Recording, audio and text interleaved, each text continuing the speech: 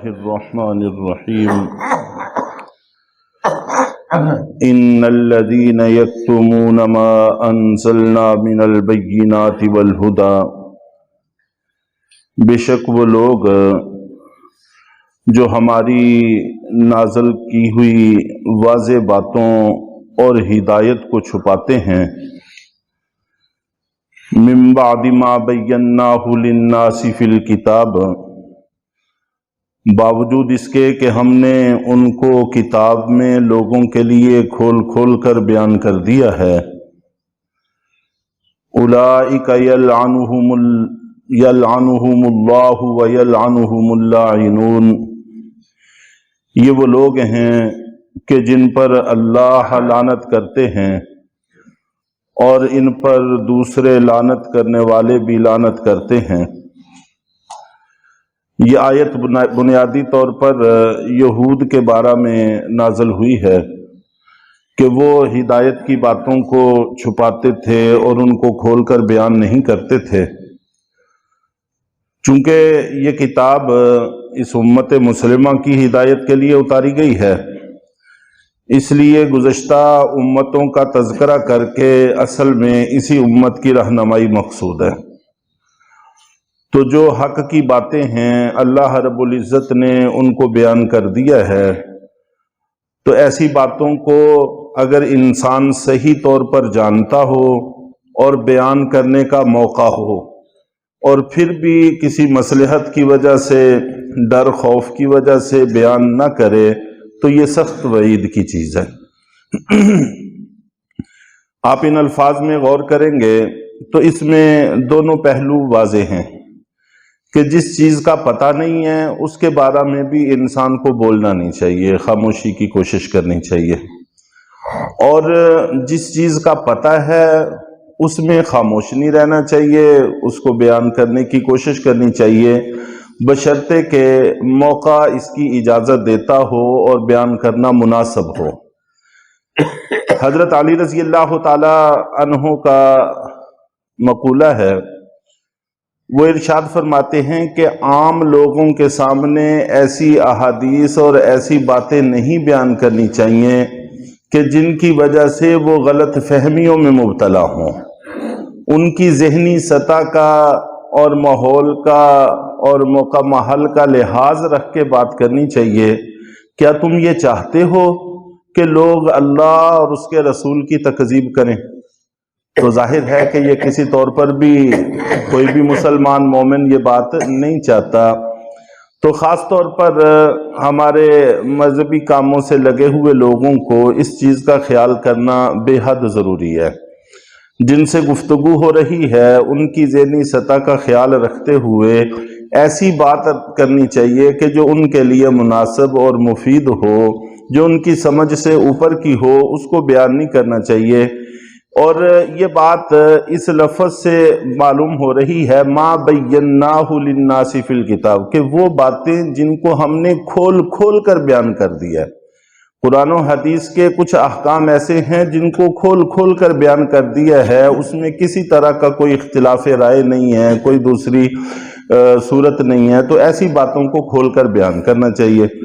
ہاں البتہ کچھ دقیق معاملات ہیں وہ اپنے مخصوص ماحول میں بیان کیے جاتے ہیں، تو اس لیے ایک تو اس چیز کا خیال کرنا چاہیے کہ جو چیز معلوم ہے وہ بیان کرنی چاہیے، اگر معلوم نہیں ہے تو وہ بیان نہیں کرنی چاہیے۔ اولئک یلعنہم اللہ ویلعنہم اللاعنون، ایسا کرنے سے اللہ کی لعنت بھی ہے اور دوسرے لعنت کرنے والوں کی لعنت بھی ہے۔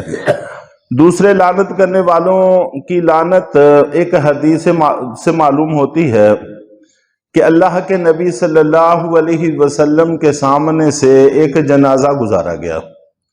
آپ صلی اللہ علیہ وسلم نے دیکھ کر ارشاد فرمایا، مستریح او مستراح من، کہ یہ ایسا شخص ہے جو راحت پانے والا ہے یا ایسا شخص ہے کہ جس سے راحت پائی گئی۔ تو صحابہ کرام نے عرض کیا کہ اللہ کے رسول اس کا کیا مطلب ہے؟ آپ نے ارشاد فرمایا کہ اگر یہ نیک آدمی ہے تو یقیناً یہ راحت پا گیا، دنیا کے دکھوں سے، پریشانیوں سے، غموں سے، سب سے نجات اس کو مل گئی، آگے راحت کی زندگی اس کی شروع ہو رہی ہے۔ اور اگر خدا نہ خواستہ گناہگار ہے، زمین پر بوجھ تھا، تو پھر زمین اور زمین پر بسنے والی مخلوقات اس سے راحت پا گئی ہیں۔ اور آپ نے پھر ارشاد فرمایا کہ جب کوئی برا آدمی زمین پر چلتا پھرتا ہے تو اس پر اللہ کے بندے بھی لعنت کرتے ہیں، درخت بھی لعنت کرتے ہیں، اور باقی مخلوقات بھی، یہاں تک کہ راستے بھی اس پر لعنت کرتے ہیں۔ تو یہ ایسے لوگ ہیں جن کا کفر پر مرنا یقینی ہو۔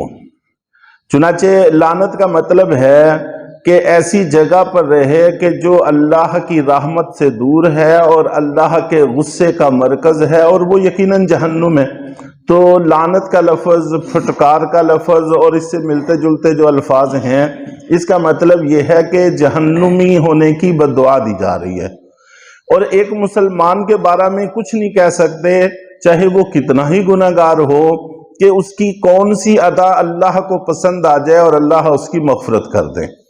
تو جس کی مغفرت کا امکان اتنا موجود ہے اور اپنے بارے میں یہ خدشہ موجود ہے کہ پتہ نہیں کون سی بات پر پکڑ ہو جائے، تو پھر اس قسم کے دوسرے کے لیے لفظ استعمال کرنا یقیناً مناسب نہیں ہے۔ اور اللہ کے نبی صلی اللہ علیہ وسلم نے جن کافروں پر نام زد کر کے لعنت کی ہے، ان میں سے کوئی ایک بھی ایمان کی حالت میں دنیا سے نہیں گیا۔ گویا کہ صرف وہ کافر جو وحی سے بتا دیے گئے تھے کہ یہ کفر پر ہی مریں گے، ان پر آپ نے لعنت کی ہے، ان کے علاوہ کسی پر لعنت آپ سے ثابت نہیں ہے۔ ایک کافر آدمی جب تک اس کے کفر پر مرنے کا یقین نہ انسان کو ہو جائے، اور وہ وحی کے علاوہ ہو نہیں سکتا، تو اس وقت تک ایک کافر پر بھی لعنت نہیں کرنی چاہیے۔ ہو سکتا ہے اللہ اس کو ہدایت دے دے، بہت سارے کافروں کو ہدایت ملتی رہتی ہے اور وہ جنت میں چلا جائے۔ تو اس لیے یہ لفظ استعمال کرنا کسی طور پر بھی مناسب اور درست نہیں ہوتا۔ إِلَّا الَّذِينَ تَابُوا وَأَصْلَحُوا وَبَيَّنُوا فَأُولَئِكَ أَتُوبُ عَلَيْهِمْ۔ ہاں البتہ وہ لوگ جنہوں نے توبہ کر لی اور اپنی اصلاح کر لی، اور جن باتوں کو انہوں نے چھپایا تھا ان کو کھول کھول کر بیان کر دیا، تو یہ وہ لوگ ہیں کہ جن کی میں نے توبہ قبول کر لی۔ وَأَنَا التَّوَّابُ الرَّحِيمُ، اور میں توبہ قبول کرنے کا عادی ہوں، رحم کرنے والا ہوں۔ ان الذین کفروا وماتوا وهم کفار، بے شک وہ لوگ جو کافر ہیں اور وہ کفر ہی کی حالت میں مر گئے ہیں، اولئک علیہم لعنت اللہ والملائکۃ والناس اجمعین، یہ وماتوا وهم کفار کہ وہ کفر کی حالت میں ہی مر گئے ہیں۔ اسی لفظ سے یہ بات اخذ ہوئی ہے کہ جب تک اس کے کفر پر مرنے کا یقین نہ ہو جائے یا وہ کفر پر مر نہ جائے، تو اس کے لیے بھی لعنت کے لفظ کا استعمال درست نہیں ہے۔ یہ وہ لوگ ہیں جن پر اللہ کی لعنت ہے، فرشتوں کی لعنت ہے اور سارے لوگوں کی لعنت ہے۔ اور یہ میں نے عرض کیا کہ لعنت کی جگہ جہنم ہے، تو وہ جہنم میں رہیں گے، خالدین فیہا، اس میں ہمیشہ رہیں گے، لا یخفف عنہم العذاب، کہ نہ تو ان سے عذاب ہلکا کیا جائے گا، ولا ہم ینظرون، اور نہ ہی ان کو کوئی مہلت دی جائے گی۔ اللہ تعالی ہم سب کی حفاظت فرمائے۔ الحمدللہ۔